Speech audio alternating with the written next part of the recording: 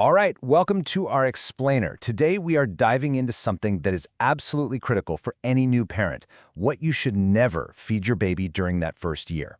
And the advice we're breaking down, it comes straight from Dr. Mohamed Hamed, a pediatrician who's on the front lines seeing the results of these common, well-meaning mistakes every single day.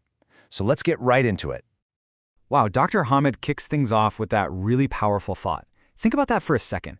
He sees so many babies come in with problems like anemia, a weak immune system, or they're just not gaining weight. And you know what he finds after digging into their history? So often, the root cause is a food that was given to them before their little bodies were ready. Now, this isn't about making anyone feel guilty. It's about empowerment. It's about knowing what science tells us is the safest way forward. I love this analogy. Think of your baby's nutrition in that first year like you're building the foundation of a house. Every single food is a brick. The right bricks, they build a super strong structure that's going to last a lifetime.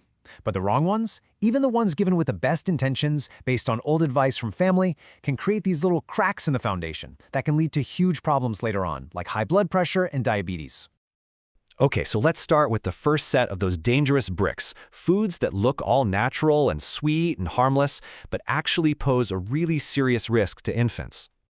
This one right here might just be the most surprising one for a lot of you. Honey. I mean, it's natural, right? It's seen as this amazing health food for adults, but for a baby under 1 year old, Dr. Hamed is crystal clear.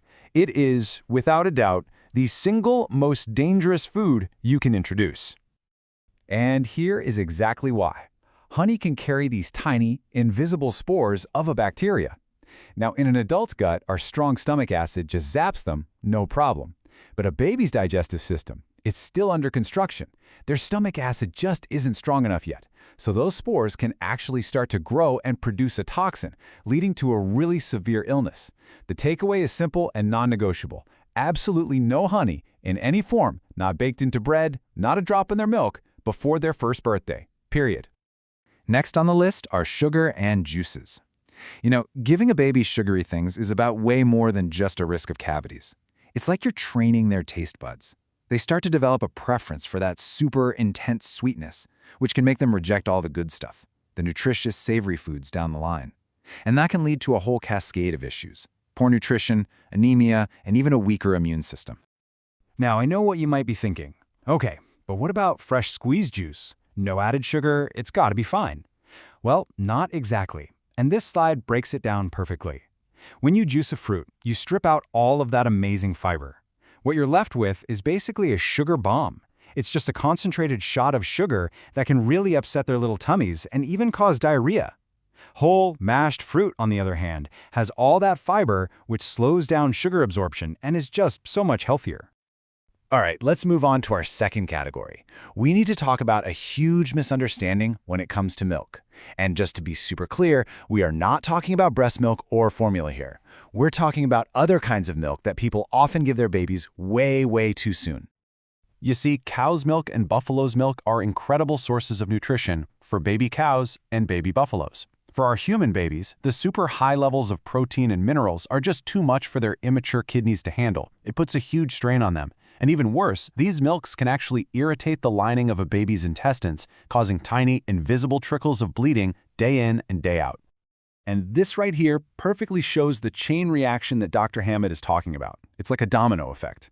It all starts with that little bit of irritation in the gut, but over a few months, that slow, constant loss of blood leads directly to serious iron deficiency anemia and malnutrition, even if it looks like the baby is drinking plenty of milk. And to show you just how real this is, Dr. Hamed shares this story of an 11-month-old little girl. Her parents were beside themselves. They had run all sorts of tests because she hadn't gained a single ounce in 5 months. And the cause? Her mom had started giving her diluted buffalo's milk when she was 6 months old, thinking it was healthy. The second they stopped that milk and got her on proper nutrition, the baby started to thrive again. It's just incredible. Oh, this is such a common piece of old-school advice, right? Baby's colicky? Just give them a little anise tea to calm them down. But this is a really dangerous myth. Herbal teas have 0 calories, 0 nutrients. All they do is fill up a baby's tiny stomach with water, making them feel full. This means they're not drinking the breast milk or formula they desperately need to actually grow. Okay, on to section 3. Let's call this one the flavor trap. This is all about the temptation to add adult flavors to your baby's food because you think you're making it taste better for them. So picture this. You taste your baby's mashed veggies and you think, this is so bland. It is so tempting to just add a tiny little pinch of salt. But here's the thing. A baby's kidneys are just not built to process sodium yet. Their body can't get rid of it properly. Dr. Hamed explains that this simple act lays the very first brick in the foundation for high blood pressure later in life. They need to learn what real food tastes like, not the salted version we're used to. In so many places around the world, these simple little tea biscuits are a classic first food. They get mushy really easily, and babies just love them. But Dr. Hamed has a name for them: sweet poison. They're nothing but empty calories that fill the babies up so they refuse their actual nutritious meals. And even worse, they're often made with hydrogenated oils. That's trans fats, and they basically set your child on a lifelong path of craving processed, sugary junk. You know, it can be really tempting during a family meal to just give the baby a tiny little taste of whatever everyone else is having. But these strongly flavored, aged, or fermented foods are a double danger. First, they can have harmful bacteria that an adult's body can handle just fine, but a baby's can't. And second, they are packed with salt. The rule here is really simple: no tastes of adult food. Okay, now we're going to shift gears from the nutritional dangers to the physical ones. This section is all about foods that are a serious choking risk, and honestly, some of these are a danger even for kids older than 1. This slide is so important. Please pay close attention.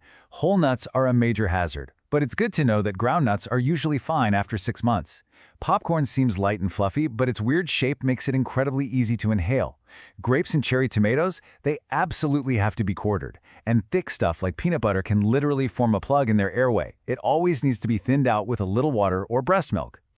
So we have covered a whole lot of what not to do. Now let's just tie it all together and really focus on the why. What does making all these careful choices in the first year really truly mean for your child's future? You know, if there's one thing to take away from this whole explainer, it's this. Following these rules isn't just about avoiding an illness in the short term. It's about building that foundation. By avoiding these foods, you're helping to prevent chronic diseases decades from now. And you're helping them develop a taste for real, natural, healthy flavors. You are literally shaping their future relationship with food. And that brings us to our final thought. Because you will hear it from well-meaning relatives. You'll hear the, "Oh, well, little honey never hurt anyone," or "We all ate biscuits and we turned out just fine." This knowledge that you have now is your power. It empowers you to smile, thank them for their advice, and then confidently stick to the path that modern science has proven is the absolute safest for your child. And here it is. This is your cheat sheet, the perfect slide to screenshot and keep on your phone. We've got honey because of the botulism risk. We've got cows and buffalo's milk, which can lead to anemia. Salt and sugar, which lay the groundwork for future health issues. Processed foods, juices, and herbal teas that are just empty calories. And of course, all those choking hazards. Please share this with any new or expecting parent that you know. You could be giving them one of the most important gifts they'll ever receive: the knowledge to protect their child's health for a lifetime. Thanks so much for joining us.